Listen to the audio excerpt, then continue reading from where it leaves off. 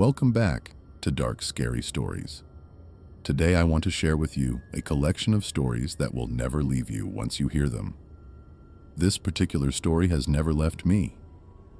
It comes rushing back every single time someone brings up playing hide and seek in the dark, or whenever I find myself walking past some narrow alleyway late at night. What happened that evening is something I will carry with me for the rest of my life. It was autumn, the very beginning of October. My 3 siblings and I made a trip out to visit our mom at her apartment. I have a sister, I'll refer to her as Jess, and 2 brothers I'll call Mike and Eli. Our parents had finalized their divorce roughly 2 years before this, and seeing our mother had become a rare thing. Our dad was making a genuine effort to do right by us, letting us visit her, even though nothing legally required him to do so. Mom's apartment sat in one of the rougher sections of town. There were buildings packed all around it, yet the whole area carried this unsettling hollow feeling, like a place that looked occupied on the surface, but felt completely abandoned underneath. Her unit sat right alongside an alleyway that also served as the main entrance into the apartment complex. That alone should give you a picture of what kind of neighborhood this was. If you were trying to track it down without knowing where to look, you'd probably drive right past it, because the only way in was through a long, dim alleyway that most people wouldn't dare go down without a reason. Her unit was on the 2nd floor, and no matter how infrequently we got to see her, we were always genuinely thrilled whenever the visit came around. I loved my mom deeply. She was a small, warm woman, and her apartment matched her energy completely. Stepping inside always reminded me of my grandmother's place. Soft cushioned furniture, little decorative things scattered around that had no real purpose other than making the space feel lived in and cozy. One of the other things we always looked forward to was her downstairs neighbors. On a previous visit, we had gotten to know the kids who lived below, a boy and a girl I'll call Zach and Chi-Chi. Zach and I had spent a lot of time together in the parking lot area of the complex, right beside that alleyway. Normal kid stuff, cops and robbers, tag, kickball. But on this particular evening, with October in full swing and Halloween creeping closer, Zach pitched the idea of playing hide and seek. Not just hide and seek. Hide and seek outside, at night. My siblings were immediately on board, and we all agreed that at 9 o'clock sharp, we'd slip out of our rooms and meet up outside. Since it was October, darkness settled in early, and by the time the clock hit 9, the kind of murky, shadowy atmosphere we were hoping for was already waiting for us. It was me, Zach, Chi-Chi, my sister, and both of my brothers. 6 of us total. True to the plan, we all filtered out once the hour came, gathering together outside under the glow of the tall parking lot lights, which cast everything in that dim amber-orange color that made the whole scene feel slightly off. To decide who would be the seeker, we did what we always did in games like this. We went through the whole bubblegum rhyme, going around until Zach ended up as it. The moment Zach covered his eyes and started counting, everyone scattered. The rules were loose. You could hide anywhere within the general property, not just the parking lot. I stuck close to my sister Jess, the way I always did, since she was the oldest and I always felt safer near her. The 2 of us slipped around to the rear of the building, where the large trash bins were lined up against the wall. Getting there meant walking the full length of the alleyway and continuing until the back of the building opened up. We figured no one would bother coming all the way out there, which made it the perfect spot. When Zach's voice echoed out with, "Ready or not, here I come," the excitement kicked in, but it faded fast. What followed was a stretch of just waiting. Silence, broken only by whatever sounds the night decided to offer. I started getting antsy, and Jess could tell. She whispered that he'd eventually make his way around and find us. A few minutes passed and the boredom set in harder. I muttered that maybe we'd hidden too well, and she laughed under her breath. Then she suggested we just walk back and give ourselves up, since it was getting late anyway. We stepped out from behind the garbage bins and started making our way back through the alleyway. We were dead center of it when my heart just dropped straight out of my chest. At the far end of the alley, standing directly beneath a light, was a figure. I knew immediately it wasn't anyone from our group. The person was extraordinarily tall, the kind of tall that looks almost unnatural, like they were wearing platform shoes or something to add height. The overhead light threw a harsh shadow across their face, their hair creating a dark mask over their features, so you couldn't make out anything clearly. But then I noticed the hair itself. It was massive and rounded, and it was colorful. Not a normal hair color. It looked like a clown wig. And the more I took in the rest of the outfit, the more that thought solidified. It was a clown, a full clown costume. And Halloween was still weeks away. What terrified me most wasn't even the costume. It was the stillness. This person had not moved a single inch. They were locked on us, completely motionless, just staring. Jess grabbed my arm and pulled me back without saying much. She could see that something was badly wrong. She told me we needed to get back to the others right away, and I didn't argue. We moved back down the alleyway toward the front of the complex, hoping to locate the rest of the group. Fortunately, we found my brother Mike pretty quickly, and Chi-Chi was with him. Mike was confused about why we were walking around in the open. He assumed we were still in the middle of the game. We pulled them aside and explained what we'd seen. A figure at the end of the alleyway dressed as a clown, standing completely still. We were still technically within line of sight of where we'd spotted it, so we shifted position and pointed toward where we'd seen the clown. And that's when everything escalated. The clown was closer. It had moved, and it was waving at us. Now we could see its face more clearly. The makeup wasn't the standard red-nosed, painted smile kind. It was all black, like they had deliberately covered every inch of their face to make sure nothing identifiable was visible. The only things you could actually make out were their eyes. As a kid, that detail alone was enough to make my blood run cold. And then, Chi-Chi screamed. We spun toward her. She was pointing behind us, yelling that there was someone else watching us. She wasn't wrong. A second figure stood nearby, also dressed as a clown, but with green hair and even longer legs than the first. That was it.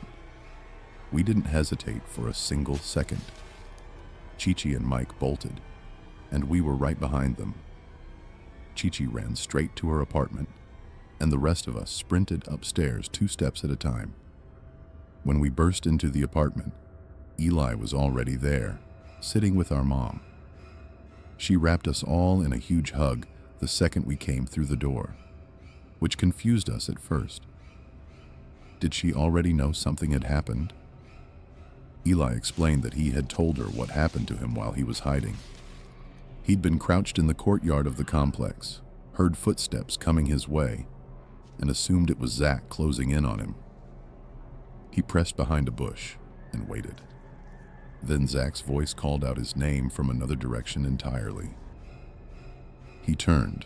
Zach spotted him, said, "Found you." And when Eli turned back to look at where the footsteps had come from, a clown was standing right there, staring directly down at him. He and Zach both ran, heading straight to Zach's apartment to tell his parents. We filled our mom in on everything that happened to us, and she was genuinely relieved that we were all safe. I really wish the story had ended there, but it didn't. Later that night, long after everyone had fallen asleep, I woke up thirsty and made my way to the kitchen to grab a bottle of water from the fridge. That's when I heard something coming from just outside the window.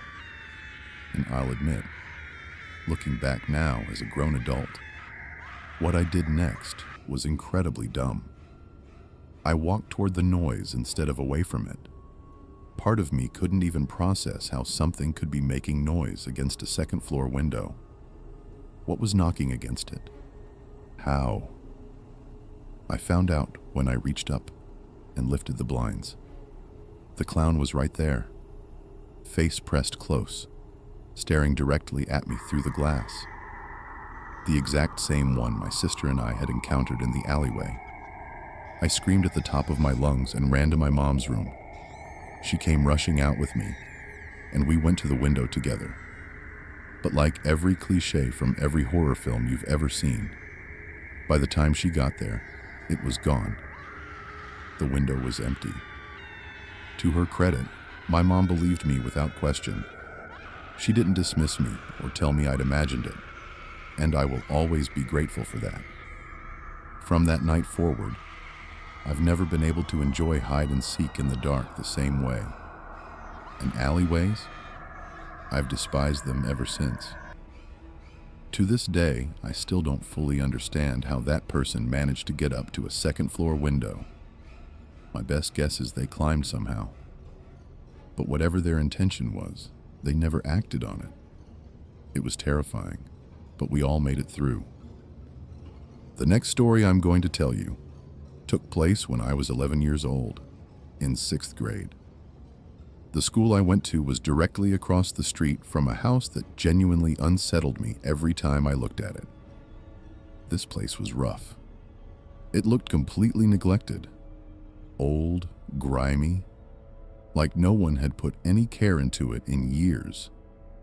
I could never wrap my head around how anyone living there could be comfortable with the state of the exterior. Whenever my friends and I walked past it on the way home from school, they'd crack jokes and trash talk the place. I always told them to knock it off, that whoever lived there wouldn't exactly be thrilled to overhear a bunch of middle schoolers mocking their home. My friends gave me grief for that, naturally. I was a notoriously jumpy kid, always worried about getting a reaction from some angry adult lurking nearby, so they weren't entirely wrong to tease me about it. For a while, walking past the house was manageable. But once October arrived, and my friends started staying after school for their various activities, I was suddenly walking home alone, and things began to shift. It started in the second week of the month, my first solo walk home in a while. As I passed the house, I immediately noticed something different. A figure was visible in one of the windows, completely motionless, seemingly tracking me as I moved along the sidewalk. It rattled me, but nothing came of it, so I tried to shake it off.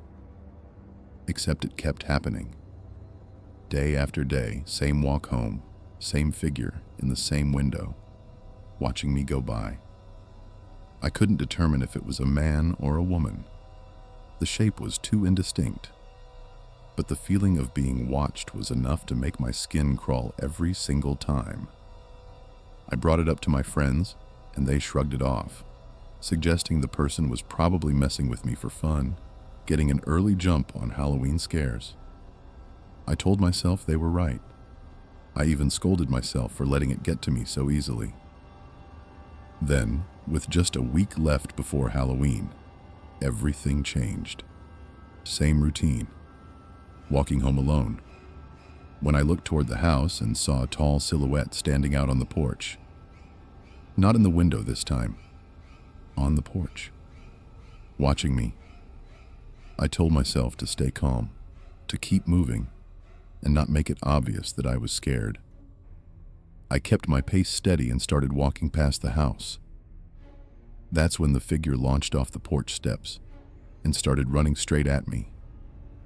I let out a scream and immediately broke into a full sprint. But whoever this was, they were fast. I could feel them gaining on me with every few steps. Based on the voice, because this person was yelling things, It seemed like a man. The words he was shouting made absolutely no sense. It wasn't a threat I could understand or reason with. It was just bizarre, unhinged rambling. I knew I needed to get out of sight immediately, so I ducked into a nearby alleyway and threw myself behind a dumpster that reeked horribly, pressing flat against it and forcing myself not to make a single sound. I heard his footsteps slow down right at the entrance to the alleyway. Then I heard him muttering to himself as he started moving in. He was getting closer to the dumpster I was hiding behind.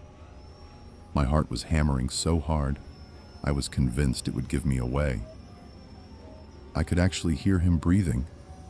He was that close. I was certain he was about to find me.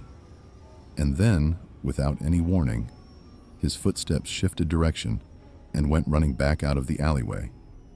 I stayed crouched behind that dumpster for a long stretch after that, trying to pull myself together and make absolutely sure he was truly gone.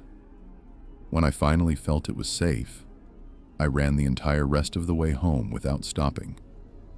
The moment I was through the door, I told my parents everything. My dad called the police immediately. Officers arrived at our house within 20 minutes, sat me down, and had me walk them through the whole thing. Where it happened, which house the man had come out of, every detail I could give them. They told us they'd follow up with information the next day. They kept their word. What they came back with made no sense to me at the time. Nobody lived in that house. It had been vacant and abandoned for years. The officer's best theory was that some homeless person or squatter had been living there illegally, and for reasons no one could explain, had decided to terrorize a 6th grader walking home from school. No real action was taken beyond that. When I told my friends, even the ones who had always brushed off my concerns were genuinely stunned. To this day, whenever I walk past a house that looks abandoned or decayed, that familiar unease creeps back in. Even now, at 22, that afternoon is burned into me like it happened last week. I grew up in a rural part of Poland. My country is deeply rooted in Christian tradition, so Halloween isn't something that gets widely observed here. A lot of the older generation considers it something sinister or inappropriate. That said, things have changed a little over time. Even in the countryside, you'll spot the occasional front porch decorated with stacked pumpkins, a few of which have actually been carved into jack-o'-lanterns. Back then, I had a nightly habit of taking my dog Susie out for her evening walk. Susie was on the larger side, and walking her during daytime hours was more trouble than it was worth. She had a serious issue with children and cyclists. She'd bark constantly and lunge toward them like it was her personal mission. So evenings worked much better for both of us. In autumn here, the darkness drops fast. By the time the early evening hits, it feels like the middle of the night. Step outside without a lantern or streetlight nearby, and you genuinely cannot see where you're putting your feet. That particular evening was already dark when I headed out with her. There's a road I've always been fond of taking. It runs from the village supermarket near my house all the way up to a church. It's a short stretch, maybe 10 minutes on foot at a relaxed pace. One side of the path runs alongside a forest, and on the other side sits a large horse breeding farm. At night, the route was almost always completely deserted, which was part of what I liked about it. The autumn atmosphere on that walk was something I genuinely savored. The chill in the air, the crunch of fallen leaves underfoot, that particular feeling of peaceful solitude that the season brings. It was the kind of walk that made you drift deep into your own thoughts without even realizing it. I was doing exactly that as I approached the far end of the road, where the tree line met an old stable that belonged to the local parish priest. From what I knew, it had been out of use for many years, long before I was ever born. That's when Susie suddenly snapped me back to the present. She exploded into barking, frantic and relentless, in a way I'd rarely heard from her. I looked around instinctively, searching for a cyclist or another dog, but there was nothing. She was focused entirely on the stable and the trees beyond it. I should point out that the street lighting along that stretch was old and weak, which made it genuinely difficult to see past the edge of the tree line. Susie was not acting like herself at all, growling, straining hard at the leash, carrying on at a level that even a bicycle going right past her had never triggered. I squinted into the darkness between the trees, trying to figure out what she was reacting to. Then I saw it, maybe 10 or 20 meters in, just behind the priest's stable, the silhouette of a man. My brain initially rejected it. I told myself it had to be a bush or some kind of structure. But the longer I stared, the more certain I became. It was definitely a person. The moonlight caught the surface of his clothing in a way that suggested he was wearing something white, possibly all white. He appeared to be kneeling, his back not entirely turned toward me, but not fully facing me either. Not quite hiding, but not standing out in the open. A chill moved through me that had nothing to do with the cold air. As I kept looking, I could make out what seemed to be a white robe of some kind. He wasn't moving, he was completely still, and he appeared to be looking in my direction. I yanked hard on Susie's leash, trying to get her moving, but she wasn't budging. I made the decision right there that I was not spending another second in that spot. I grabbed her by the harness and started walking away at a pace that was just short of running. I didn't want to break into a full sprint. I wasn't entirely sure whether the man had registered that I'd seen him, and I didn't want to change that if he hadn't. The church was less than a minute away, and when I got there, I could see a small group of people standing outside. For a brief moment, I thought about saying something to them. But what exactly would I say? That there was someone kneeling near the bushes behind the old stable? I decided against it and kept moving. The walk home after that was the most nerve-wracking stretch of my life. Every few steps I turned around to make sure no one was coming up behind me. Even Susie had stopped her usual sidewalk sniffing routine. She was just walking forward, quickly, with her head down. We made it home without any further incident, and I desperately wanted to believe that was the end of it. It wasn't. That same night, I was jolted awake by the sound of multiple sirens screaming past. They kept going for a solid 30 minutes. The next morning, local news had the explanation. Someone had set the priest's old stable on fire during the night. People around town were saying it was probably drunk teenagers pulling some kind of idiotic Halloween stunt.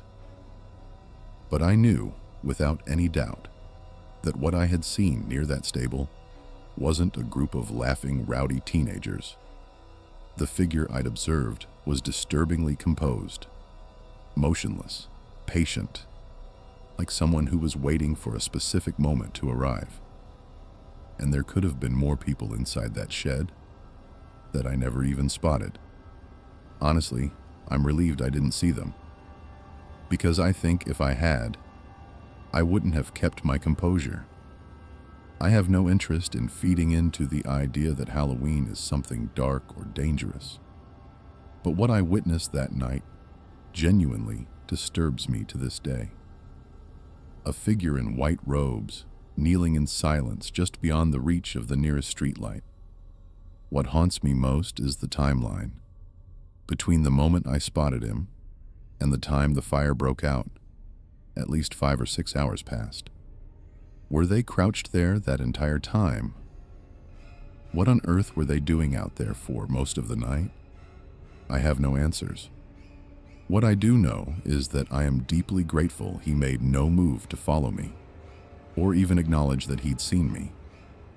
Because if someone who was willing to burn down an entire building was also willing to do something to a person walking alone in the dark, I really don't want to think about what that could have looked like. Last October, a group of my friends and I decided to go to a pumpkin patch after school.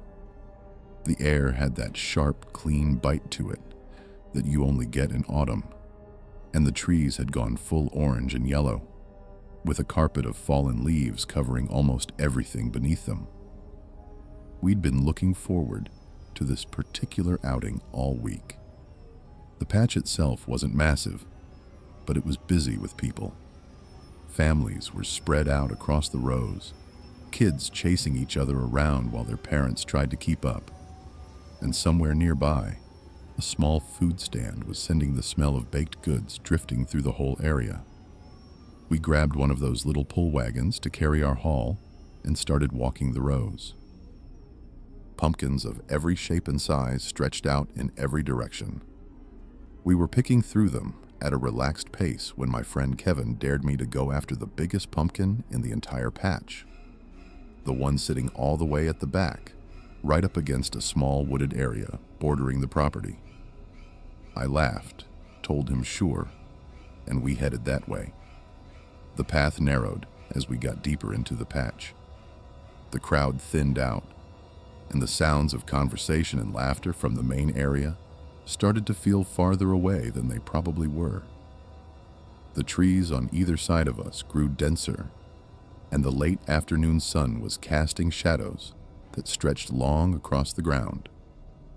The wind moved through the leaves with a sound that felt a little too much like whispering, if you let yourself think about it. I tried not to. When we reached the far end of the patch and located the pumpkin Kevin had pointed out, I noticed something near the tree line. A figure, standing completely motionless with some kind of wide-brimmed hat on, arms extended outward on either side like a cross. My first instinct was that it was a scarecrow, a prop the farm had put out for decoration. But something was wrong with that explanation. It was too slender, too narrow to be a typical stuffed scarecrow. And the hat shifted slightly, just barely, the kind of small, involuntary movement a person makes when they breathe. I kept my voice low and asked my friends if they were seeing what I was seeing. Kevin glanced over and shrugged it off. Probably just a decoration, he said. I wasn't convinced. There was a tightness in my gut that I couldn't talk myself out of. I grabbed the pumpkin quickly, without letting my eyes linger on the figure too long, and we started heading back toward the main area. But I couldn't stop myself from looking over my shoulder. Each time I did, the figure seemed like it might be a few feet closer than before. I couldn't tell for certain. Maybe my eyes were just adjusting to the shifting light and playing games with me. Kevin noticed I was acting strange and told me to stop looking back. I tried. By the time we reached the edge of the pumpkin rows, I took one final look. The figure was gone. I felt a small wave of relief wash over me. Maybe it had been a prop after all, or some person in a costume wandering behind the trees. We made our way toward the payment stand, but the sun had dropped further by now, and the shadows were thick everywhere. As we passed the wooded area again, I heard something snap. The crack of a branch, sharp and close. Kevin didn't react to it. I stopped and asked if he heard that. He shook his head. I turned around slowly. The figure was back, standing roughly 10 feet behind us. Arms down this time, just standing there, watching us. Kevin realized I had stopped moving and asked what was wrong. I tried to respond, but couldn't get the words out properly. Then the figure tilted its head, slowly, deliberately, the way someone does when they're studying something with intense focus. And then it began moving toward us. not walking normally. It wasn't taking visible steps. It was moving the way something moves in a nightmare, like it was gliding, almost hovering just above the leaf-covered ground. I grabbed Kevin by the arm and we ran. The wagon bounced and rattled behind us as we sprinted toward the stand. I could hear the crunch of leaves behind us getting closer, faster than a casual walk would produce. When we burst back into the main area, everything looked normal. Families paying, kids eating, nobody alarmed. I looked back toward the pumpkin rows. The figure had stopped right at the edge. It stood there, watching, not moving any further. We paid for our pumpkins and got into the car as quickly as we possibly could. I didn't look back again. On the way home, I asked Kevin directly whether he had seen anyone like that. He said no, just pumpkins and trees. That's all he'd taken in. But I knew what I had seen, and I knew it had been real. That night, I couldn't sleep. I kept running through it. The way it had moved, the way it had watched us, that slow, wrong tilting of the head. I tried to convince myself it was some kind of elaborate Halloween performance piece, but it didn't track. That was a family-oriented pumpkin farm. Whatever that thing was doing out there would have been way too disturbing to put anywhere near small children. A few days later, I came across an online report from someone else who had been at the same farm.